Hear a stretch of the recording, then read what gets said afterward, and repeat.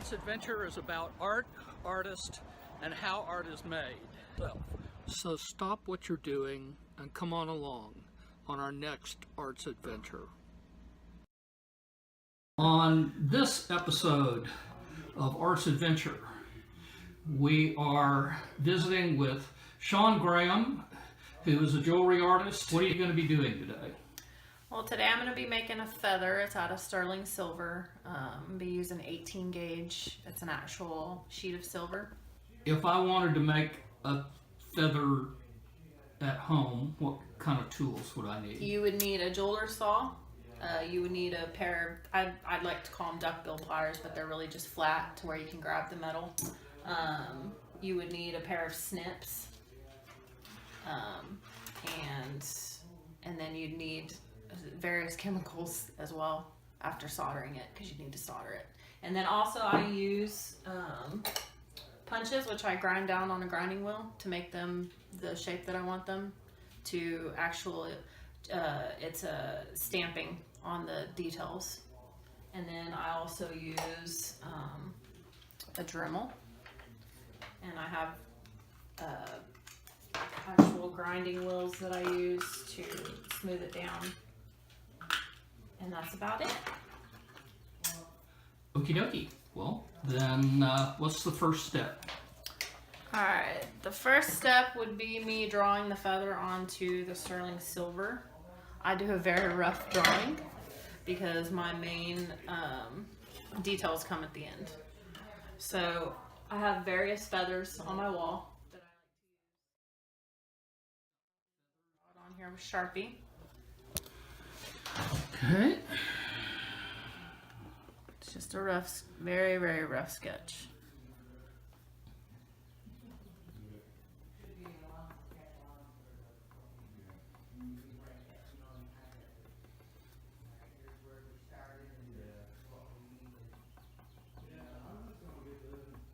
That's going to be a very wide feather, and I might change it up at the end. Okay. I like to change things up all the time. And this is a pendant? Yes, sir. It'll be a pendant for a necklace. I have this oil that's actually used for clipper blades for hair. It works really good. I oil up the blade because it prevents it from breaking. So then you would start in. And you keep the saw straight up and down at a 90. And yes, the saw blades will break. They always break. They're very cheap.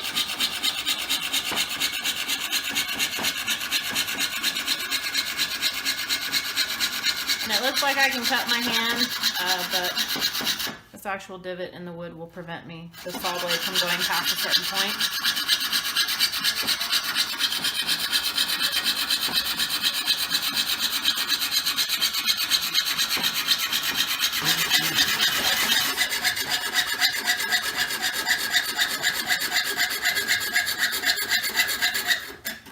Whenever you back off the blade, it's a horrible sound, but you move the blade back up and down the same way you would whenever you're sawing forward.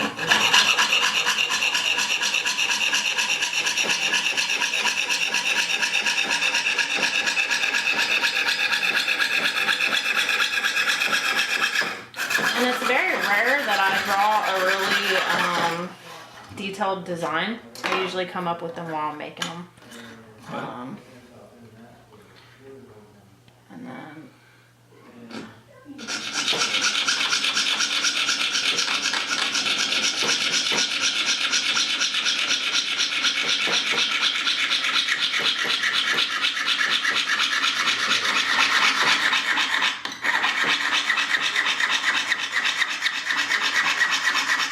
you can also take the oil and put it straight on the metal, but it'll a lot of times take away the Sharpie markings.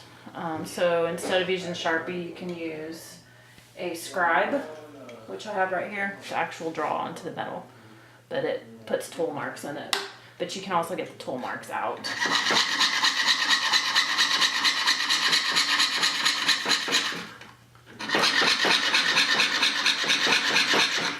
Yes, I've cut myself before pretty good. This will cut right into it.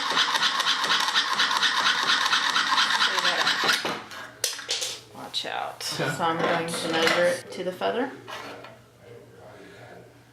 Oh. But I'm gonna also use this vein as the actual bell for the necklace, which attaches to where you can put the necklace through it. So I'm gonna leave enough clearance at the top to where I can loop it. So.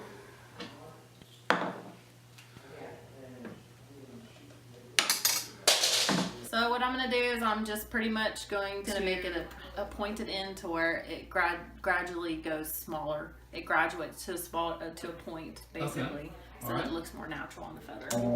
And this is a lot quicker than me using my files. Yes. I used to use, like, I do it real slowly. Yeah. So I don't take too much off because you can't put anything back on. But you can take more off.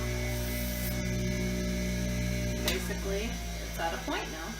Okay, so basically by grinding this down on the grinding wheel, I created burrs on the end of the silver that I need to remove with my little jeweler's saw. I'm removing the silver that's curled up from the grinding process because I need a flat bottom so that I can solder it nice and clean to the actual silver piece. Okay. And then I round out. And you're probably going to end up... I'm removing any excess silver that has actually been, it starts to curl down to the bottom of the silver, and I need to make the bottom really flat so that it adheres to the feather really good whenever I solder it, because it needs a really clean join to it. And I'm also making it more pointy. So you're going to shape it with your hands? Mm-hmm. Okay. Yeah. So I just kind of take it, and it has a little bit of a, see? Oh, yeah. And then I put it on my feather, and I see how I want it to go.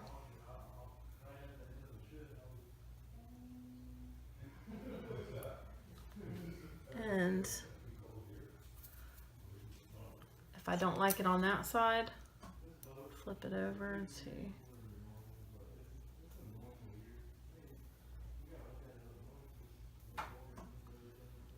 I like it on that side more. So the next thing I'm going to do is I'm going to make sure this is nice and flat.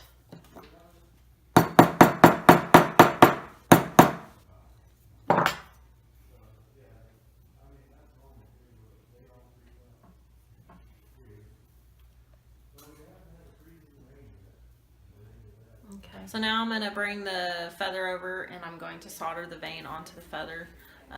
Okay, and what did you just do? I was cleaning the silver with my steel wool here. It's extra fine grade so that it doesn't leave, deep scratches in the silver itself.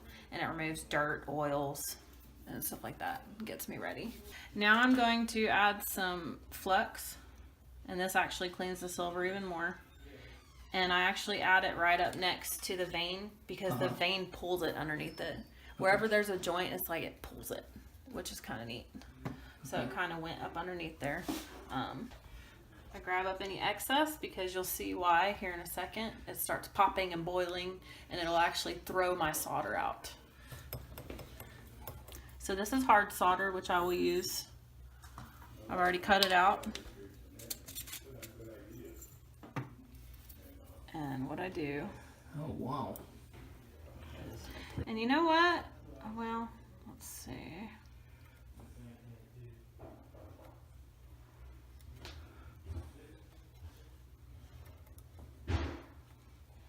That's tiny solder.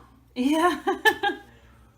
And whenever I first started doing this, this would have taken me Baby solder. 15 minutes to do this, but practice. After I put the solder on, then I need to put the vein, this silver vein right here on top of the solder, and then I need to heat the silver evenly all over and get it all to the same temperature so that whenever the solder melts, it will fuse together pretty good. Okay. That would be a drag.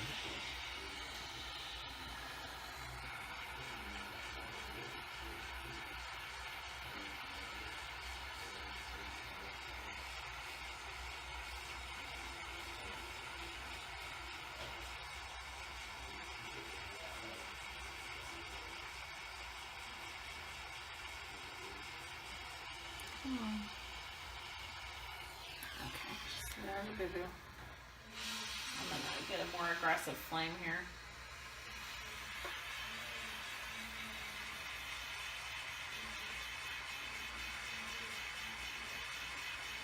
Now I'm trying to heat up the bottom piece more than the vein, because the vein can actually just melt away because it's so small. Mm-hmm. So I'm gonna try to just mainly keep the heat on the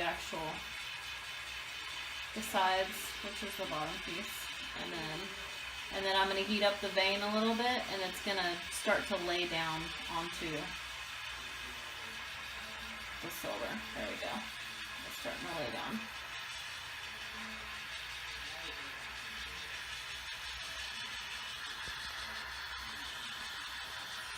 Now I'm going to take the soldering pick and I'm going to start to push it down gently, because if I push it down too hard, I actually can cause it to move like it just did.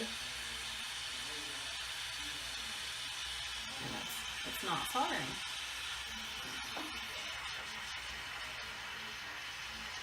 I dropped it in my pickling pot, and what that does is it removes any dirtiness that you can actually get from the flame. You can get buildup, and maybe the silver wasn't clean enough.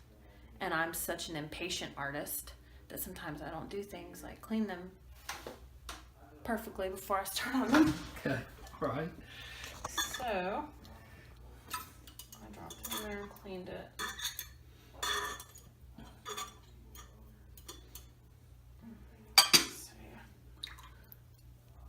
Now, you see all that? There's copper. So in sterling silver, there's actually copper that's in there. And by heating it, it pulls the copper up to the surface. And that's another thing that this pickling removes is copper. Next step is I'm going to take this mallet and I'm going to flatten this out because it actually bowed.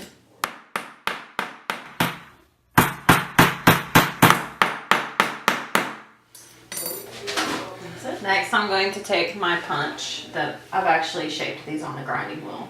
And this is one of my favorites. I'm going to put the details onto the feather with chisels that I've ground down.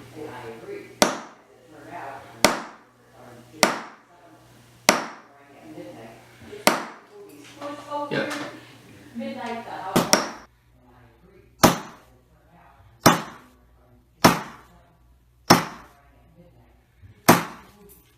Yeah.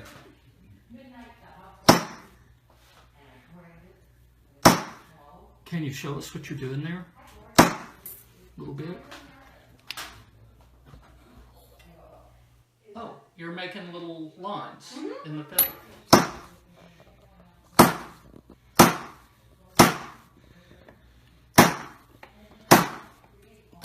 If it looks good to my eyes, I do it until it looks good to my eyes. My eyes tell me what to do, but pretty much.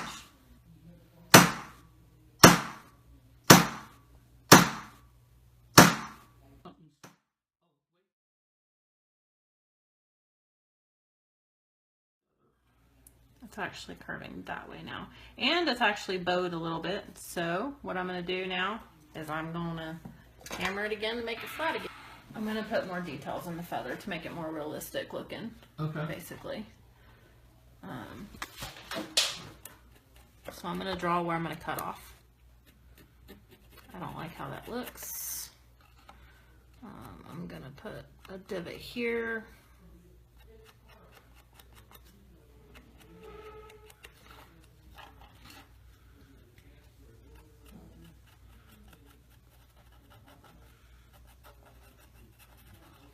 So wherever I'm marking at is what I'm going to cut off.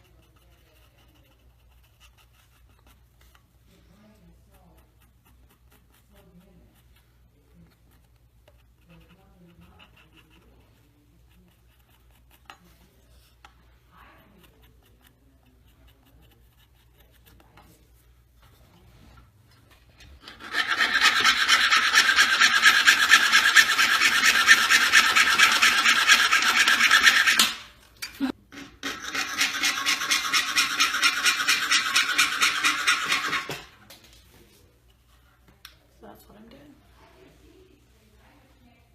Oh, yeah. Yeah. What are you doing there? I'm heating up the feather, and then the solder will flow once I concentrate the heat right on the solder joint.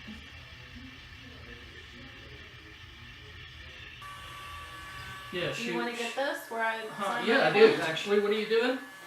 I'm going to sign Pelly's Song on it, which is my business name for jewelry.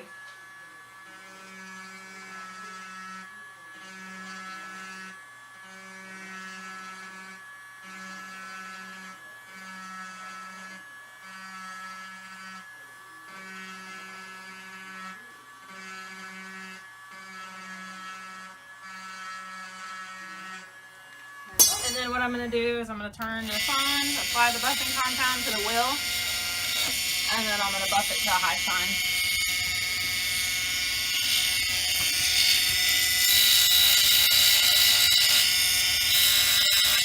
See? Oh, yeah.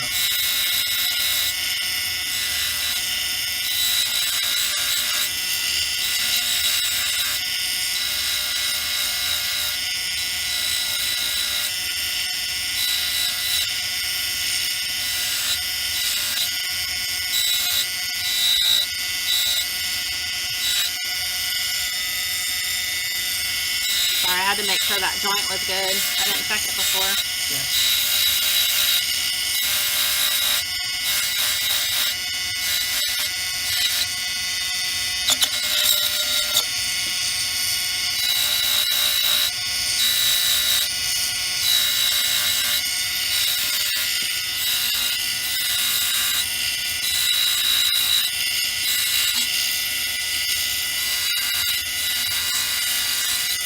And I kind of go in the way that the fibers are pointed, you know, the lines. I try to buff it in that way. It's getting really hot because it does that. And then I do it along the vein.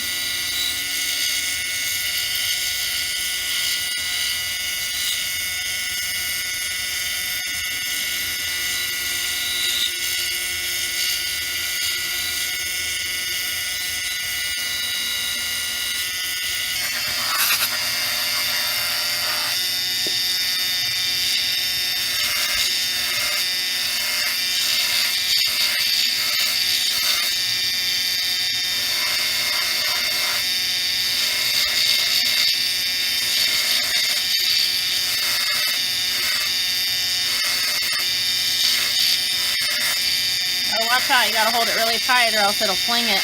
Yep.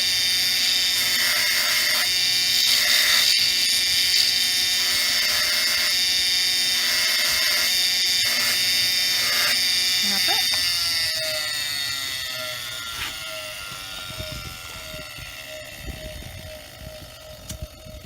Wow. Awesome. And then we go clean it and then oxidize. So basically, I'm just trying to get out the buffing compound. You explain when we get back in there. Okay. Well, Hard Rock Cafe paid off enough people that they have now blocked you cannot drive on the beach in front of Hard Rock Cafe. There's a big movement overturn because everyone feels that that beach belongs, first of all, that beach is the border of the United States. There is nothing else in front of that. Okay, Shaun, what are you going to do? I'm going to place the feather in the liver of sulfur so that it oxidizes it. And that's it. And then after this, I'm going to pull it out, rinse it off with water, and then polish it by hand. After I oxidize it in liver sulfur, I will take it out, rinse it off with water, and then I will polish it by hand with a polishing cloth, and it'll be done. And when it comes out of the oxidizing solution, It is black. and what are you doing now? I'm going to hand polish it.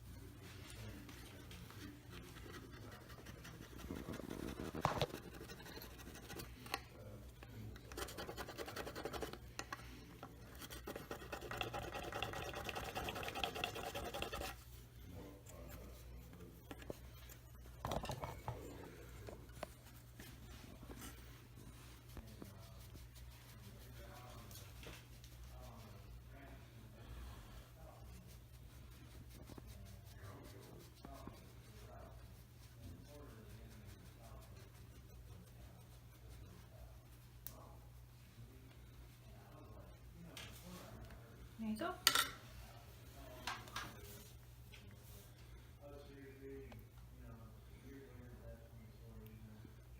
Wow. Beautiful.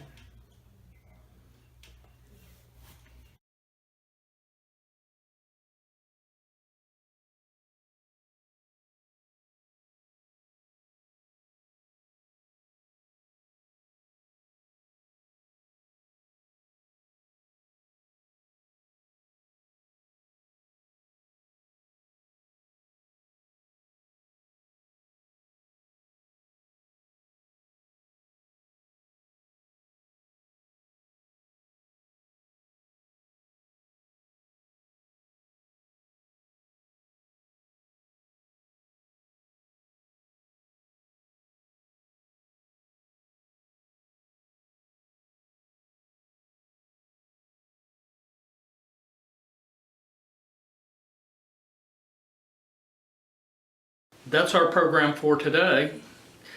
We'd like to thank our sponsors for making this program possible, and we'd like to thank you, our audience. We look forward to seeing you again when we embark on another arts adventure.